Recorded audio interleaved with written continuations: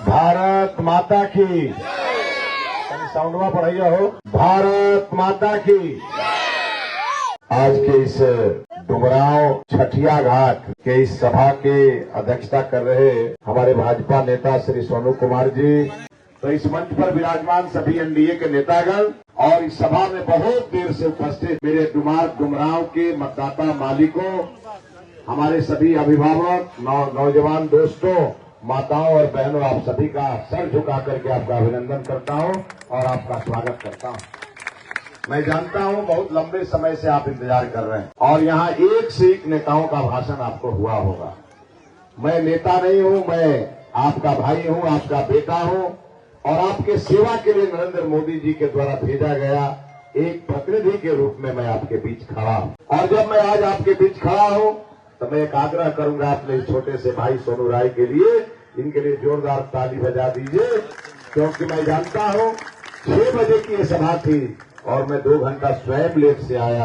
आने के बाद भी आधा घंटा भाषण सुने हैं, तो हमको लगता है कि जो लोग आज यहाँ रह गए हैं उपस्थित हैं, नहीं तो मैं तो बहुत सभाओं में जाता हूँ कई बार, तो 2 घंटा बीतने के बाद कोई मिलता नहीं है। मैं एक सभा में गया था तो 3-4 लोग बैठे थे, तो मैंने उनको कहा कि भाई साहब आप लोग बड़े महान हैं। उन्होंने कहा कि हम लोग महान नहीं, हम लोग टेंट वाले हैं, आप बोल लीजिए ताकि हम यहाँ से अब अपना टेंट उखाड़ करके ले जाए। तो यहाँ तो कम से कम डुमरांव नगर के सब इतने बड़ी संख्या में लोग उपस्थित हैं, तो सही बात है, आप हमारे परिवार के हैं और इसलिए आप आज बैठे हुए हैं और मोदी जी को आशीर्वाद देने के लिए बैठे हुए हैं। मित्रों, 2-4 बात हमको आपसे करनी है और ये अवसर मुझे सोनू राय जी ने दिया। और सोनू जी चिंता मत करिए, आपने कहा ना कि मिथिलेश भैया हम पर ध्यान रखिएगा तो हम बहुत काम करेंगे, तो हम आज ये ऐलान कर रहे हैं, ये देखने में छोटन लगी घाव करे गंभीर, ऐसा हमारा ये छोटा भाई सोनू राय है। और मैं सोनू राय को ये विश्वास दिलाता हूं, इस डुमरांव नगर के लिए या चुनमुन जी को भी, डुमरांव नगर के लिए जो करना होगा वो करेंगे, लेकिन नगर को सुंदर बनाएंगे और डुमरांव नगर का पूरा कायाकल्प करेंगे। और आज जब हम आपके बीच खड़े हैं तो 2 बात करने के लिए खड़े हैं। मित्रों, 1 जून को इस देश के भविष्य का फैसला होना है और ये 1 जून ये कोई एक तारीख नहीं है, यह तारीख इतिहास बनाने वाली तारीख है। और जब आप मतदान केंद्र पर वोट डालने जाएंगे तो मेरा आप सबसे आग्रह होगा कि 2014 के पहले का भारत और 2014 के बाद के भारत का एक बार उसको कसौटी पर कस के ही मतदान करिएगा।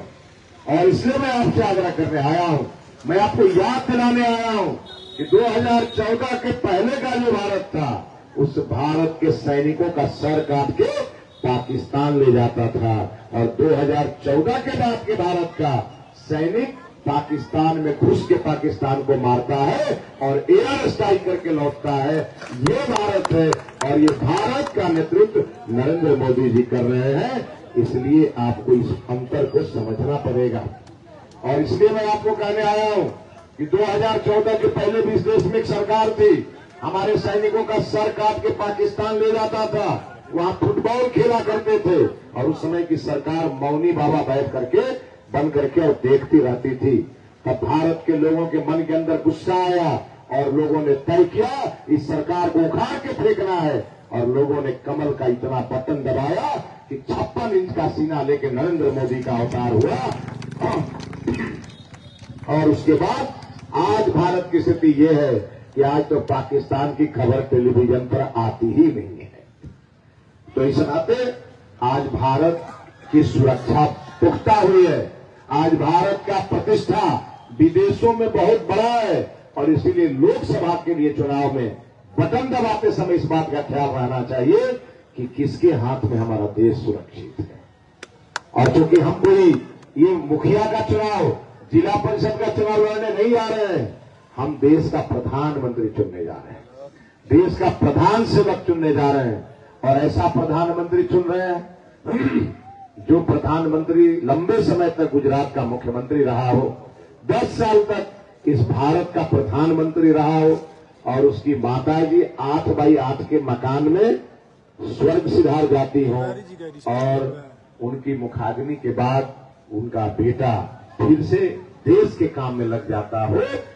और आज भी मोदी जी के पास कोई घर नहीं है। आज भी मोदी जी का एक भाई पेट्रोल पंप पर तेल भरता है और आज भी मोदी जी का एक भाई जन वितरण प्रणाली दुकान का डीलर है।